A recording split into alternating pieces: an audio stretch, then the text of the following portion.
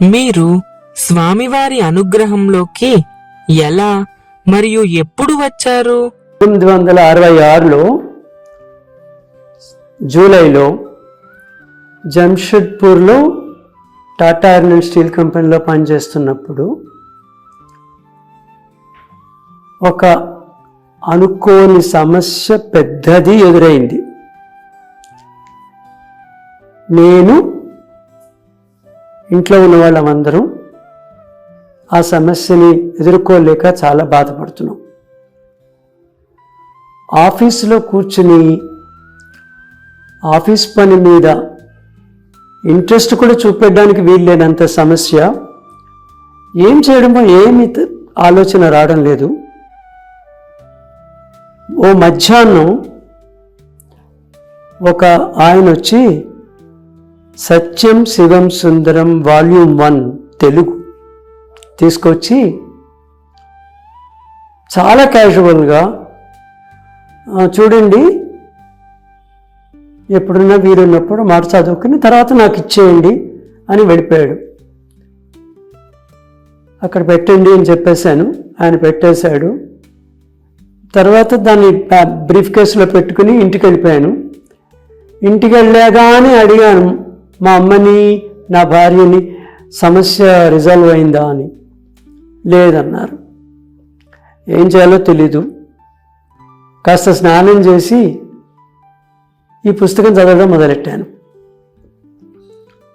మొట్టమొదట అధ్యాయాలు చదువుతున్నంతసేపు రేపొద్దున నేను కూడా పెద్దవాడిని అయితే ఇలాగే రాస్తారులే, ఇవన్నీ బ్రహ్మాండంగా రాస్తారు, పుట్టినప్పుడు ఇలా జరిగింది అలా జరిగింది అనుకుంటూ. తర్వాత అమ్మ భోజనానికి పిలిస్తే భోజనం అయిపోయాక మళ్ళీ కంటిన్యూ చేస్తున్నాను. భోజనం తర్వాత చదువుతూ కంటిన్యూ చేస్తుంటే ఒక అరగంట చదువుతూ ఉంటే నాకు తెలియకుండా నా కళ్ళని నీళ్ళు వస్తున్నాయి. ఏం జరుగుతోందని చూస్తే ఎంతమందినో ఎలా రక్షించారో అవి చదువుతున్నాను. ఆఖరి రాత్రి 10:30-11 గంటలు అవుతుంది. ఆఖరి 5-6 పేజీలు ఉన్నాయి. అప్పుడు కళ్ళ నీళ్లతోటి, స్వామి ఇలాంటి పరబ్రహ్మ స్వరూపుడు నేను ఎక్కడ వినలేదు, నేను చదవలేదు, ఒక్క పని చేసి పెడతావా, మాకున్న ప్రాబ్లం రిజాల్వ్ చేయండి ఈ పుస్తకం కంప్లీట్ అయ్యేసరికి. ఆఖరి పేజీ ఉండగా ప్రాబ్లం రిజాల్వ్ అయిపోయింది. ఇంక తిరగడం అన్నది లేదు, వెను తిరగడం లేదు, ఎక్కడా ఇంకా నాకు ఏ దేవుడు అక్కర్లేదురా అని ఆ రోజు నుంచి ఎంత అదృష్టమో తెలీదు, తెలియక పూర్వజన్మ అనడం నాకు ఇష్టం ఉండదు.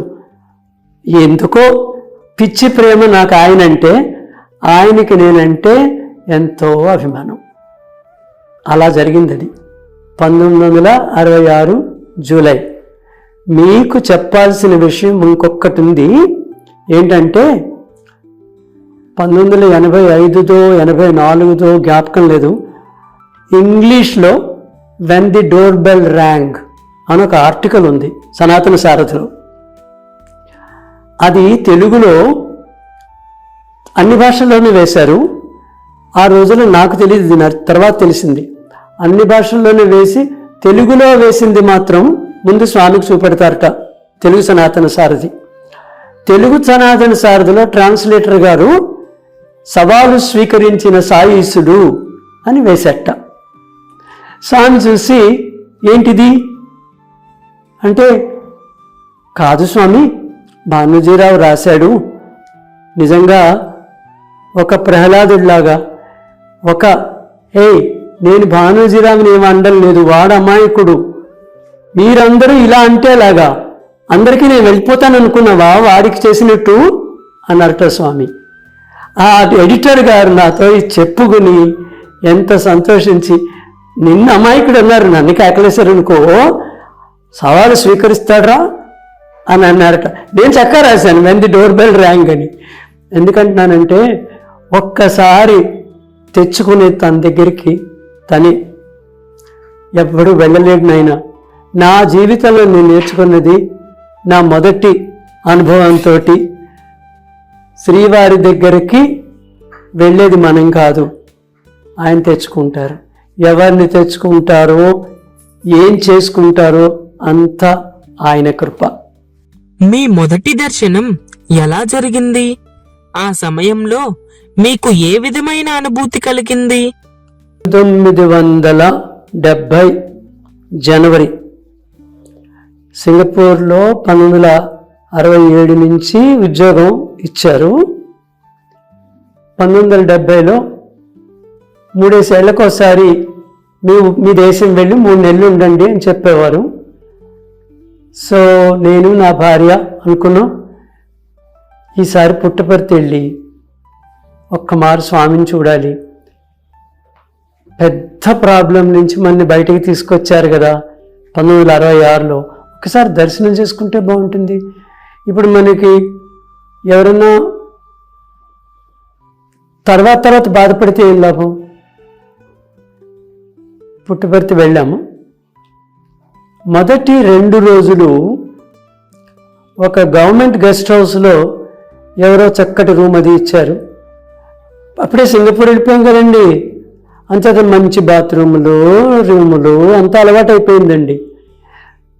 సో ఆ గెస్ట్ హౌస్లో ఉన్నాము. 2వ రోజు సాయంత్రం గెస్ట్ హౌస్ ఖాళీ చేయమన్నారు. పుట్టపర్తిలో ఆ రోజుల్లో కరెంటు లేకుండా, బాత్రూములు లేకుండా చీకటి గదులు 2 ఉండేవి. ఓ గదిలో నేను, నా భార్య, నా భార్యకు మంచి అలవాటు ఉందండి.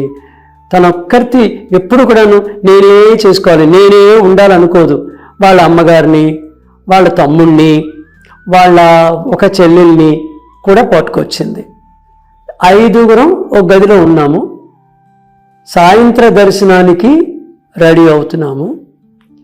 నేను నా భార్యతో చాలా గట్టిగా చెప్పాను, చీకటి పడేటట్టుంది, సాయంత్రం అవుతోంది, మనం ధర్మవరం వెళ్ళి అక్కడి నుంచి మళ్ళీ హైదరాబాద్ వెళ్ళి హైదరాబాద్ నుంచి విజయనగరం వెళ్ళాలంటే బోల్డ్ అంత టైం పడుతుంది.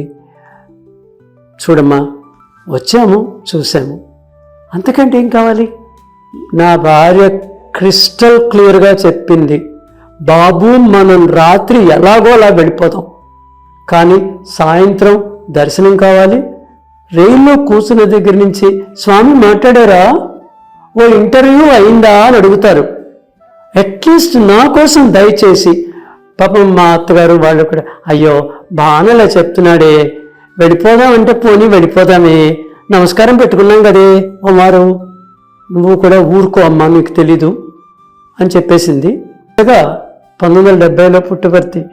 ఆ రోజుల్లో అందరూ చెప్పారు, ఈ పిల్లల్ని కొంచెం తీసుకెళ్ళకండి, ఎందుకంటే స్వామి ఇంటర్వ్యూకి ఒకవేళ పిలిస్తే అంటే ఆలోచిస్తానమ్మా అంది మా ఆవిడ. చాలా తక్కువ మంది ఉన్నారు, ఇటు మగాళ్ళు అటు ఆడవాళ్ళు.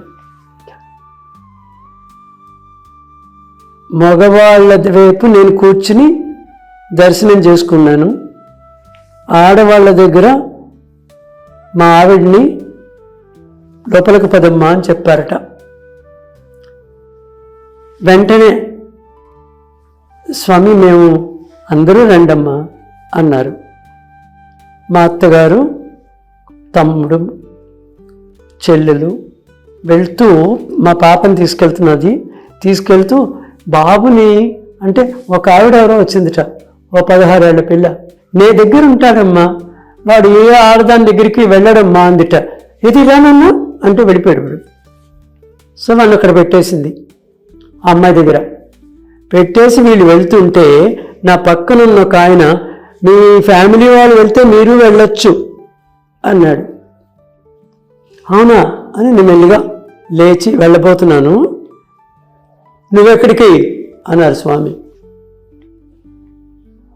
మా వాళ్ళు పద లోపలికి అంటే అనుకున్నాను. తర్వాత తెలిసేది, నాకేదో చాలు దర్శనమైంది వెళ్ళిపోదాం అన్నాం కదా, వాటికి ఒక్క లెంపకాయ కుట్టారు. లోపలికి వెళ్ళాక విపరీతమైన ప్రేమ. చూడు, ఏంటి కావాలన్నా నేను చూసుకుంటాను, అన్నీ నాకు వదిలేయడం నేర్చుకో అని ఎంతోసేపు మాట్లాడారు. మా పద్మని, మా 4 ఏళ్ల పాపని దీవించారు. అంతా చేసిన తర్వాత అన్నీ చెప్పేసి, స్వామి నా పిహెచ్డి చూసుకుంటాను, 2 రోజులు హాయిగా వస్తుంది, నువ్వు ఒక్కటే నేర్చుకో, కోపం తగ్గించుకో, అదొక్కటి చాలు. ఉన్నమాట ఏంటంటే కోపం తగ్గించుకో అన్నారు, కానీ రేపటి నుంచి నీ కోపం ఉండదు అనలేదు. నా మొహం ప్రయత్నం ఎంత చేసినా కోపం తగ్గదు. నాకు నేనున్నది లేదు, నేనేమీ చేయలేను అని అర్థం అవుతుంది మెల్లిమెల్లిగా. అదైపోయాక, స్వామి మా అబ్బాయి నేను చూసి వస్తానమ్మా, నేను బయటకు వచ్చినప్పుడు చూస్తాను. భజన స్టార్ట్ అయింది. భజనలో వెళ్తూ అలా వెళ్తూ మళ్ళా మగవాళ్ళ దగ్గరికి వచ్చినప్పుడు నీ కొడుకుని చూశాను అని నాతో రిపోర్ట్ చేశారు. పాపం అంతా అయిపోయింది. 7 గంటలు 6:30 అవుతోంది, చీకటి పడిపోతుంది. ఎలా వెళ్తాం స్వామి? చెప్పాడు, లోపల చెప్పేశాం, మేము ఇవాళ వెళ్ళొస్తాం సార్. తప్పకుండా వెళ్ళండి అన్నారు. ఎలా వెళ్తామో తెలియదు, ట్రాన్స్పోర్ట్ ఏమీ లేదు ఆ రోజుల్లో. ఒక ట్యాక్సీ అతను, ఎక్కడికైనా వెళ్ళాలా సార్ అంటే, ధర్మవరం నేను అటే వెళ్తున్నాను సార్. పరమేశ్వరుడి తాలూకా కృప ఉంటే అన్నీ జరుగుతాయని అర్థమవుతుంది. అది 1970 ఇన్సిడెంటు. ఆ ఇన్సిడెంట్ తర్వాత నిజంగా చెప్పాలంటే పూర్తిగా చదువులోను పిహెచ్డీలోనూ పడిపోయాను. మా అబ్బాయి, మా అమ్మాయి, మా ఆవిడ, మేమందరం కూడాను సింగపూర్లో భజనకి వెళ్ళేవాళ్ళవి. అది ఫస్ట్ ఇంటరాక్షన్ విత్ స్వామి. మీ జీవితంలో స్వామివారి కృపను వ్యక్తిగతంగా అనుభవించిన ఓ ప్రత్యేకమైన సంఘటన ఉందా? ఇది చాలా ఇంపార్టెంట్ థింగ్ చెప్తున్నాను. అంటే ఇలాంటివి చెప్పిన తర్వాత ఎందరికి నచ్చుతుందో నచ్చుతో కూడా నాకు తెలీదు, కానీ నా జీవితంలో మాత్రం, నాకు స్వామితో ఉన్న అనుబంధంలో, నా జీవితంలో చాలా గొప్ప విశేషమైనటువంటి విషయం ఇది. ఒకసారి నా అదృష్టం కొద్దీ తన దగ్గర కూర్చోపెట్టుకున్నప్పుడు ఎప్పటి నుంచో ఉన్న మనసులో కోరిక, తన పాదాల మీద చేయి వేసి ఆ చేత్తో మెత్తగా ఒకసారి పట్టాలని. చెయ్యి వేశాను, కొంచెం పట్టాను, నా వైపు తిరిగి మహాపతివ్రతవి, కానీ భర్తలే ఎక్కువ. అందరూ నవ్వేశారు చుట్టూ ఉన్నవాళ్ళు. స్వామి, నువ్వు అన్న దాంట్లో నాకు అర్థం అవ్వలేదనుకున్నావా? నాకు పిచ్చి ప్రేమ కదా శ్రీనివాసుడు అంటే, అది నువ్వు నాకు జ్ఞాపకం చేశావు. ఇద్దరే భర్తలు, నువ్వు చెప్పింది నిజమే, సరేలే అనుకున్నాను. అప్పటికి అది జరిగిన కొన్నాళ్ల తర్వాత వైట్ఫీల్డ్లో ఒక వారం రోజులు సెలవు మీద బృందావనంలోనే ఉండి ఓ వారం రోజులు కంటిన్యూస్గా శ్రీవారిని చూసుకుంటాను అని అనుకుని వెళ్ళి అక్కడేవో పాఠాలు చెప్పాను. అంచేత మంచి గెస్ట్ హౌస్ ఇచ్చేవారు. ఆ పిల్లలు ఎంత బంగారాలంటే, సార్ మీరు అనవసరంగా ముందు వెళ్ళిపోయి కూర్చోక్కర్లేదు, స్వామి ఇంకా 5 నిమిషాల్లో వస్తారనగా మేము చెప్తాం, చక్కగా ముందు వరుసలో వెళ్ళి కూర్చుందరు. కానీ నేను అనుకున్నాను, ఎంత అదృష్టం తండ్రి అనుకుని వారం రోజులు ఉంటాను కదా, ఎంతైనా మొదటి భర్త కదా, ఒక్కరోజు వెళ్ళి నా శ్రీనివాసుడిని చూసుకుని వచ్చేస్తాను స్వామి అని పొద్దున్న అనుకున్నాను.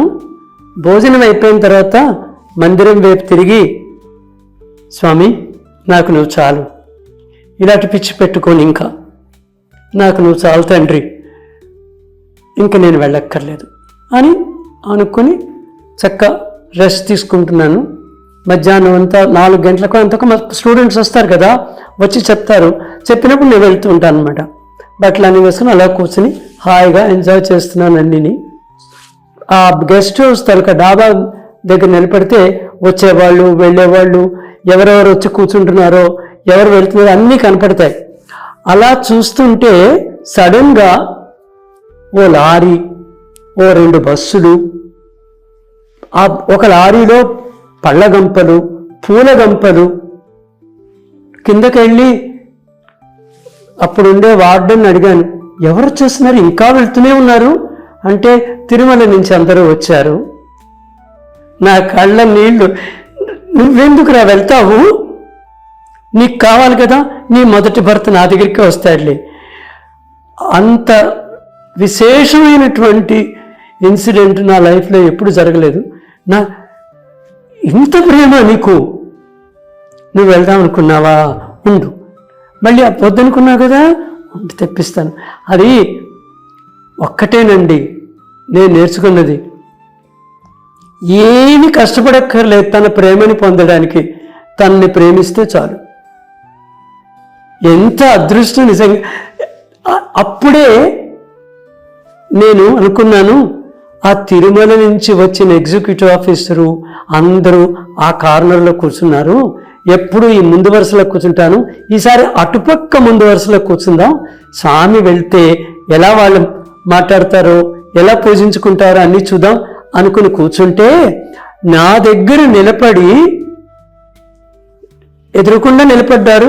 పాదాల మీద చేవేసుకున్నాను.